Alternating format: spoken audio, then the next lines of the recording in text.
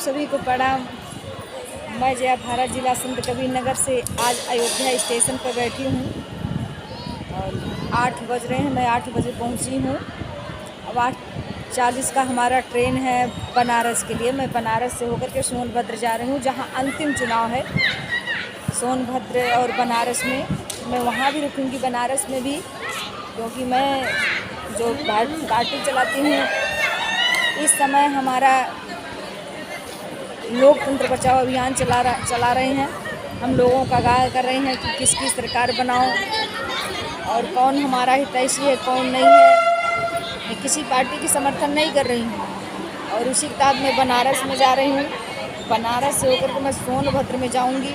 और मैंने हर चैनल पे कहा था, हर जगह कहा भी था कि 2-4 सांसद को, मतलब मैं ये प्रचार में ये कर रही हूँ कि देश बचाओ अभियान के तहत लोकतंत्र बचाओ, लेकिन फिर भी हमने 2-4 लोगों का ऐसा चुना जो मेरे दिल से अच्छे लगे और मैं उनको सांसद बनाना चाह रही हूँ। तो अभी मैं सोनभद्र जा रही हूँ, जहाँ से रिंकी कौल चुनाव लड़ रही हैं और मैं उनका समर्थन भी की हूँ। कई दिन पहले नामांकन में भी थी और अंतिम चुनाव के पड़ाव में मैं पहुँच रही हूँ सोनभद्र, और जहाँ पर मैं उनका समर्थन करूँगी, उनके लिए वोट मांगूँगी, क्योंकि रिंकी कौल और उनके ससुर श्री पकौड़ी लाल कौल जी जो हमारे राजनीतिक गुरु हैं, काफ़ी हमारी सहयोग करते हैं, सपोर्ट करते हैं और कहे भी हैं कि अगर समाज की जो लड़ाई लड़ेंगी हम आपका साथ भी देंगे। तो मैं वहीं पर जा रही हूँ और आप लोगों को बताऊँ मैं अयोध्या स्टेशन पर हूँ।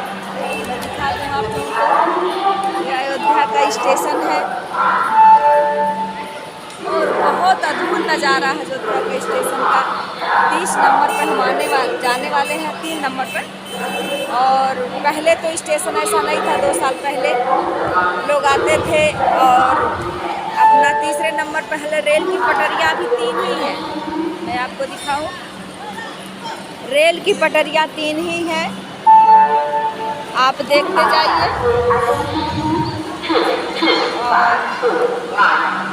लेकिन ऐसा है 3 है स्टेशन की 3 पटरियाँ, लेकिन थोड़ा हाई फाई इसको कर दिया है।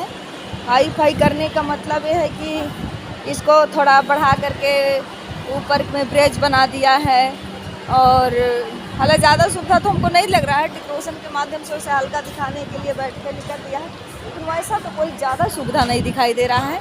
जनता के लिए कोई सुविधा नहीं है, दिखावा भी किया गया है, दिखावा खूब किया गया है। हालांकि जनता का कोई सुविधा नहीं है, क्योंकि जो पहले व्यवस्था थी वही व्यवस्था अब है। और पहले और भी अच्छा मुझे लगता था, सीधा लगता था।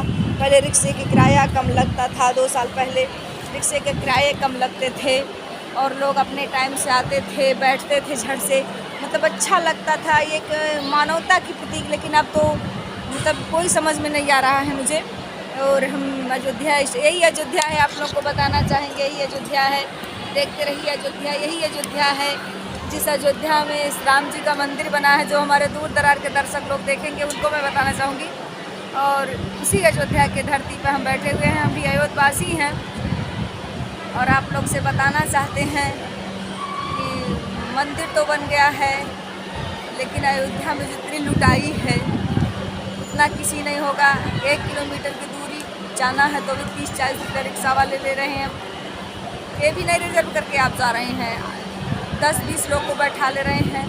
और आपसे बता दें यहाँ पर प्रसाद भी इतने महंगे हैं। यहाँ पंडित पुजारी भी अपना एक बहुत बड़ा जड़ बिछा चुके हैं। मंदिर तो बना ही है, तो हमें अच्छा है राम जी का मंदिर बना, बहुत बहुत बधाई है। जो मंदिर बन गया राम जी का, किसी का भी घर बन जाए तो अच्छा लगता है। लेकिन मैं एक बात कहना चाहती हूँ, मंदिर तो बन गया, लेकिन अयोध्या के वो गुलशन, वो नज़ारे, वो मोहब्बत की पैगामें अब नहीं दिखाई देती हैं। सच्चाई बता रही हूँ, मैं कई साल से 4-5-6-7-8 साल से अयोध्या में आती जाती हूँ। अयोध्या में घर भी बनाई हूँ, आपके बता दें अमानीगंज चौक के पास, लेकिन हमें नहीं अच्छा लगता है अब का नज़ारा। सारे अंदर जाओ तो सबके सब ऐसे हैं। केवल यहाँ लूटने का जो फंडा बनाया गया, सरकार अपना लूटी मंदिर के नाम पर और व्यापारी अपना लूट रही है। 1 रुपया का चीज़ सीधे 40 रुपया में, जो किराया 5 रुपया 10 रुपया लगता, सीधे 40 रुपया ले रहे हैं लोग।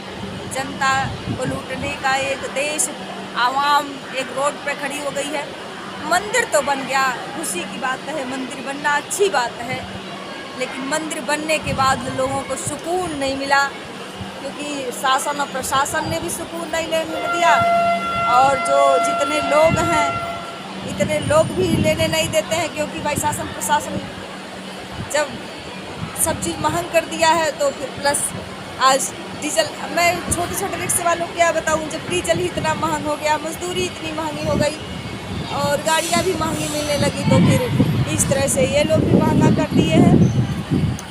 ऊपर देखिए मैं आपको दिखाऊँ, ऐसे छाए दिए हैं, तो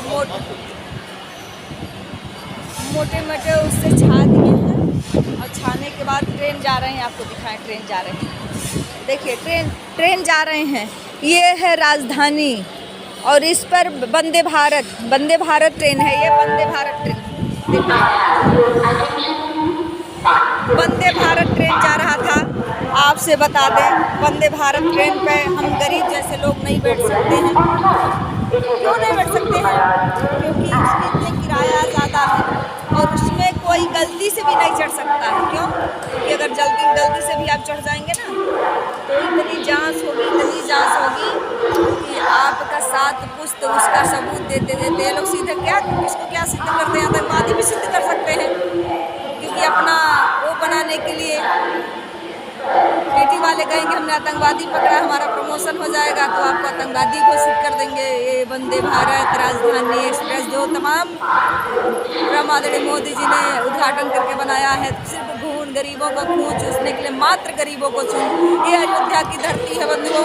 अयोध्या की धरती पर मैं आप लोगों को, मैं जहाँ बैठी हूँ तरह कैसे देखिए, देख रहे ऊपर सारा छवा दिए हैं, और नीचे इस तरह कुर्सियाँ बिछवा दी हैं, लोग बैठे हुए हैं, कुछ खाए पिएंगे तो बंदर छोड़ ले जा रहे हैं, और आपको बहुत मतलब हमें तो कोई सुकून नहीं मिल रहा। बहुत से लोग बैठे कारण हमको भी सुकून नहीं है, पहले अच्छा था, ऐसा था, हमने कहा ये कमाने का एक फंडा है, इतनी चंदा मिला, इतना रुपया मिला, चिल्ला भी रहे वोट में हमको वोट दो, हम मंदिर बनाए हैं, लेकिन मंदिर बनाए हैं, मंदिर तो कोर्ट का फैसला था, मंदिर तो बन गया, मैं मंदिर की विरोध नहीं करूँगी, लेकिन मंदिर बनने के बाद जो परिस्थितियाँ अयोध्या में खड़ा लोग कर दिए हैं वो कहने लायक नहीं है। हर तीसरे दिन योगी जी आते हैं अयोध्या में, पूजा करते हैं, और पूजा करके अपना ऐश करके मतलब घूम टहल करके मौज मस्ती लेते हैं, धर्म के नाम पर मौज मस्ती। अगर किसी पार्क में जाते हैं तो लोग कहते हैं पार्क में योगी जी घूम रहे हैं, तो पार्क में न घूम करके अयोध्या में घूम करके मौज मस्ती लेते हैं। और इस तरह से अयोध्या को लोगों ने एक पर्यटन स्थल बना दिया, सिर्फ नेताओं के लिए पर्यटन स्थल है, आम जनता के लिए नहीं, आम जनता के लिए लुटेरा नगरी है। और मैं अयोध्या की धरती पर अब मैं चल रही हूँ स्टेशन पर, आपको दिखाते चलूँगी। आप लोग सोचते होंगे कि मैं इसलिए बता रही हूँ, आप जानना चाहेंगे कि जय भारत है इस समय कहा, मैं चल रही हूँ जय भारत।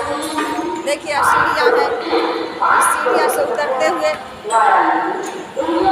मैं नीचे के मुँह चल रही हूँ, और आप लोग देखते रहिएगा। अभी ये मैं सीढ़ी से लिफ्ट भी लगा हुआ है, और चलने वाली सोशलिस्ट सारी सीढ़ियाँ भी हैं, लिफ्ट भी है, सोशलिस्ट सीढ़ियाँ भी हैं, लेकिन हम इसी से उतरते हैं। और जब तक आपके बाजुओं में, आपके कमर में और आपके पैर में ताकत रहे, आप इसी तरह उतरते रहिए, ये अच्छी बात होती है।